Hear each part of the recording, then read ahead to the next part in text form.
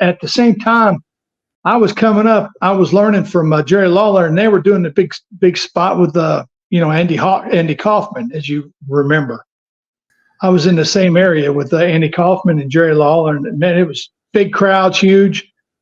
And I remember one time I had car trouble when I was outside Louisville, Kentucky, in Shepherdsville, I believe it was. I pulled into a barbecue restaurant, I can't name it. And I walked in, and there said Andy Kaufman and his girlfriend, wife, and he invited me over to the table. So he sat with me. My mom and dad was coming. I called them, told them I had car trouble, and they driving from New Albany.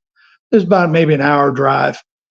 So we sat there and ate dinner and talked and had a great conversation with Andy Kaufman. What a great guy. He did not act like he did in the ring. He was a down to earth, normal human being. He was very nice and very cordial to me. And he offered me to travel with him back to Memphis.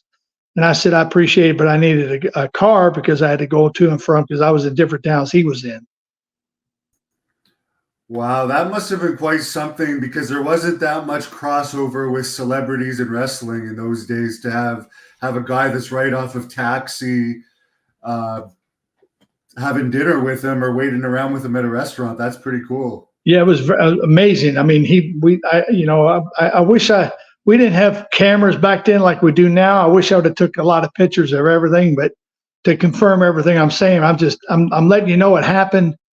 He was an extremely nice guy. We sit down and had dinner together, and he waited for me and my mom and dad to show up. And then after they pulled in, we introduced him to my mom and dad, and then he went on to Memphis, and I pretty much followed him behind him in a different car. But super nice guy, super nice guy.